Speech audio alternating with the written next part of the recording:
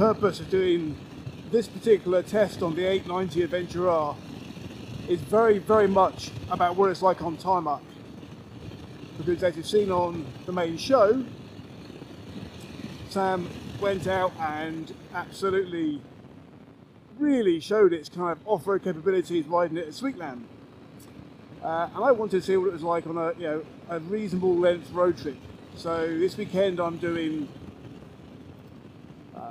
probably 500 or 600 miles from home in South Bucks and in and around on a little road trip in Wales with a group of Adventure Bike TV viewers.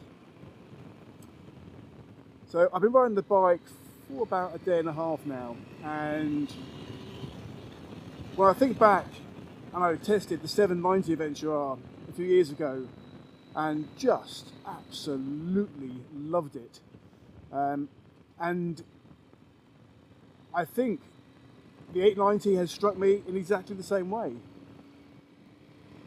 It doesn't immediately feel hugely different from the 790, but obviously there is a difference in power, as Sam talked about.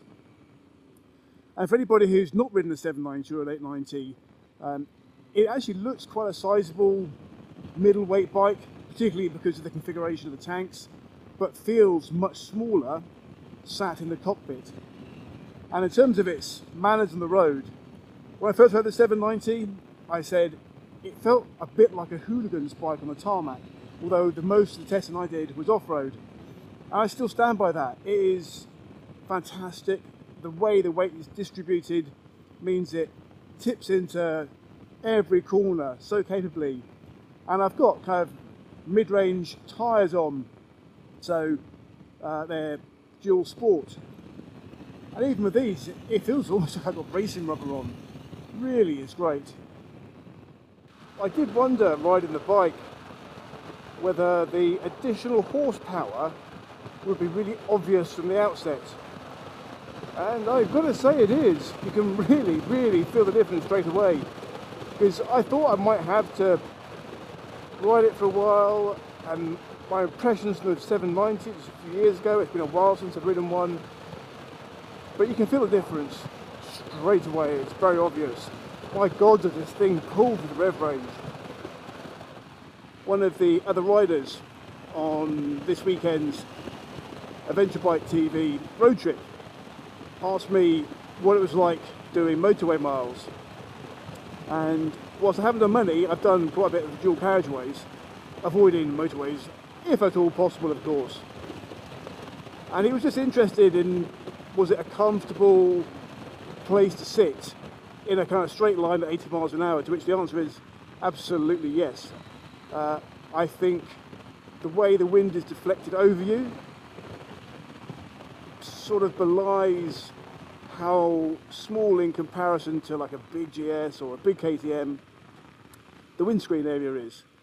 So it actually pushes the air over me nicely. It's not catching on the peak of the helmet or anything like that. So a really nice, comfortable place to be. In terms of the instrumentation, it really hasn't changed very much at all from the 790. So everything is in pretty much the same place. I haven't quite got as far as having Apple Play on this bike yet.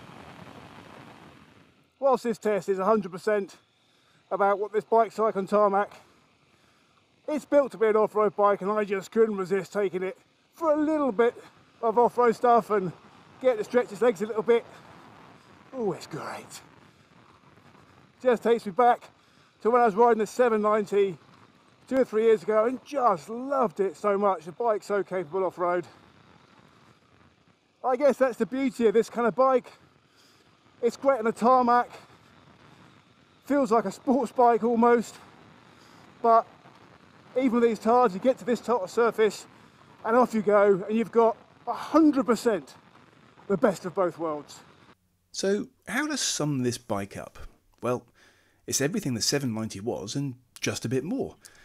10 more horsepower to 105, 12 more newton meters of torque to 100, more aluminium, 7 kilos heavier, but then that's just not noticeable. KTM have taken a great bike and made it even greater.